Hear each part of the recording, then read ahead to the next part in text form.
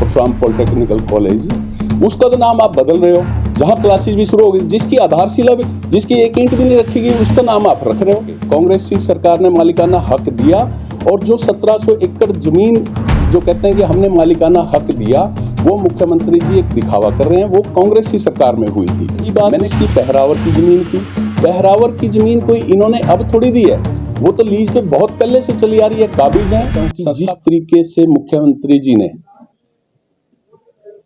ब्राह्मणों को लुभाने के लिए जो वायदे किए,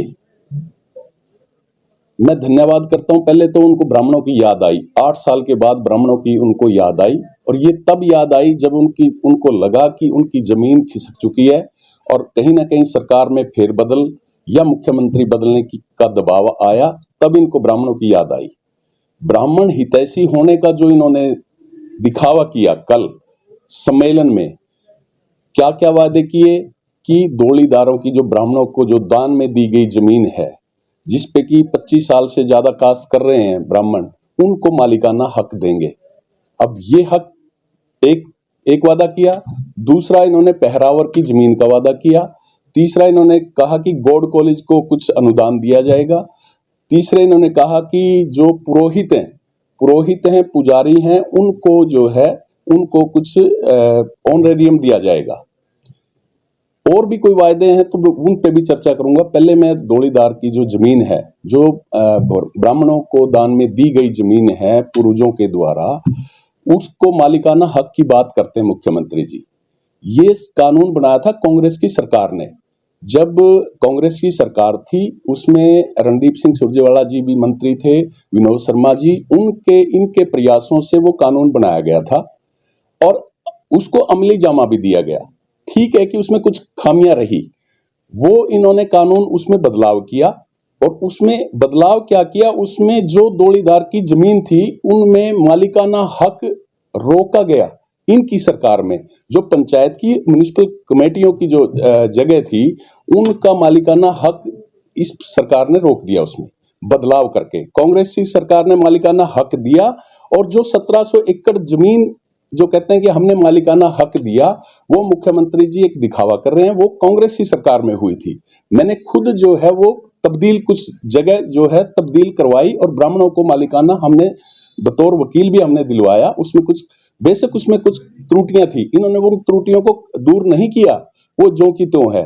वो जो लिमिटेशंस थी, उसमें समय सीमा थी, इस सरकार ने उसको आगे बढ़ाया नहीं अब तक। अब घोषणा की है, जब सरकार जाने वाली लगभग तय है। और रही बात उसकी पहरावर की जमीन की, पहरावर की जमीन कोई इन्होंने अब थोड़ी दी है, वो तो लीज पे बहुत पहले से चली आ रही है, काबिज है संस्था पे, वो बहुत सारे लंबे अरसे से पहले से है।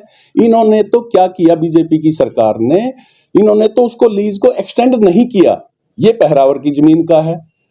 हमने तो कभी उसके मुख्यमंत्री जी से कभी नहीं इसके लिए वो किया, वहां पे धरने पे बैठे। और जो बड़ी विडंबना है कि इनके एक सांसद अरविंद शर्मा जी, वो धरने पे बैठने पे मजबूर हुए। एक तरफ बात करते हैं ब्राह्मण हितैषी की, एक तरफ जो है ब्राह्मण जो नेता, जो एक सांसद इनकी पार्टी का चुना हुआ, उनको धरने पे बैठना पड़ा, उसके लिए आंदोलन करने पड़े पहरावर की जमीन की। तब जाके इनको याद आई पहरावर की जमीन। हमने तो कभी मांग नहीं की थी उसकी, रोक के दिखाओ भाई। बहुत सारे हमारे ब्राह्मण नेता हैं जिन्होंने चैलेंज किया कि आके दिखाओ उस जमीन पे, कब्जा लेके दिखाओ हमारे से। तो जहां तक बात है, ये बात करते हैं अब क्या नाम बदलने की। अब नाम बदलने पे आ जाओ।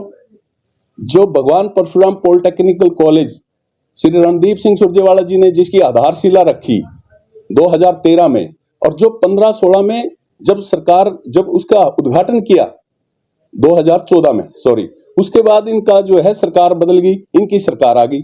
2015-16 में जो है इन्होंने जब क्लासेस शुरू हो गई तो उसका नाम भगवान परशुराम पॉलिटेक्निकल कॉलेज से बदल दिया।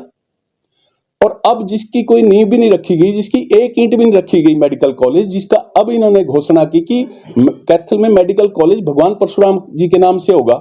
अरे भाई, जिसका नाम, जो बिल्डिंग जो है 16 करोड़ की लागत से जो सुरजेवाला जी ने कॉलेज बनाया था भगवान परशुराम पॉलिटेक्निकल कॉलेज, उसका तो नाम आप बदल रहे हो। जहां क्लासेस भी शुरू हो गई, जिसकी आधारशिला भी, जिसकी एक ईंट भी नहीं रखी गई, उसका नाम आप रख रहे हो।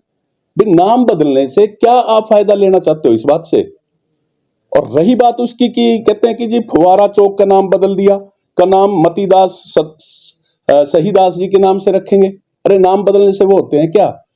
फिर कहते हैं कि जी उसका नवीनीकरण करेंगे फुवारा चौक का। अरे भाई 8 साल में आपको याद नहीं आई? आपका जो है वो क्षेत्र है, आप वहां से विधायक हैं, आप मुख्यमंत्री हैं, उसका नवीनीकरण 8 साल में तो याद नहीं आया आपको।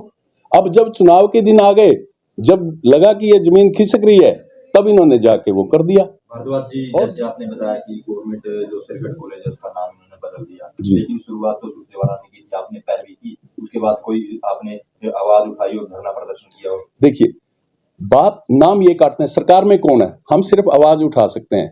मैंने तब भी, हमने पत्रकारों में भी हमने प्रदर्शन भी किया था इस बारे में, हमने आवाज भी उठाई थी, हमने लिखा भी है, ज्ञापन भी दिया था डीसी साहब को कि भी आप ये नाजायज कर रहे हैं, गलत तरीके से सरकार फैसले ले रही है। लेकिन सरकार ने क्या किया?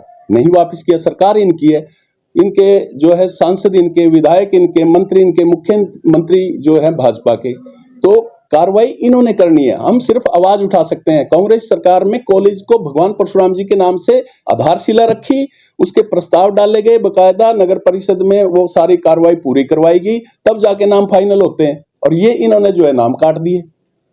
जी भारद्वाज जी, एक बात आप कर रहे हो ब्राह्मणों के लिए कैथल जिले की जो सबसे बड़ी सौगात है मेडिकल कॉलेज, उसका नाम भगवान परशुराम के नाम पर रख दिया है और 997 करोड़ उसके लिए मंजूर है, तो इससे बड़ी सौगात क्या होगी? देखिए, अरे भाई कुछ करके सिर्फ एक घोषणा करने तक ही सीमित है।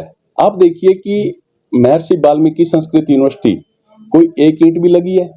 कितने सालों से हम देख रहे हैं। अरे भाई करके तो दिखाओ। नहीं, वो बढ़ने लग रही है, मंत्री चल रही है। कहाँ क्लासेस चल रही हैं? एक अब तो बढ़ने के बाद लगेंगे ना, लेकिन वो अब तक निर्माण 8 साल में क्या किया? अब तक कहाँ कितना सा शुरू हुआ? आप चलो मेरे साथ चल के देखो कि कितनी बिल्डिंग बन के तैयार हुई है।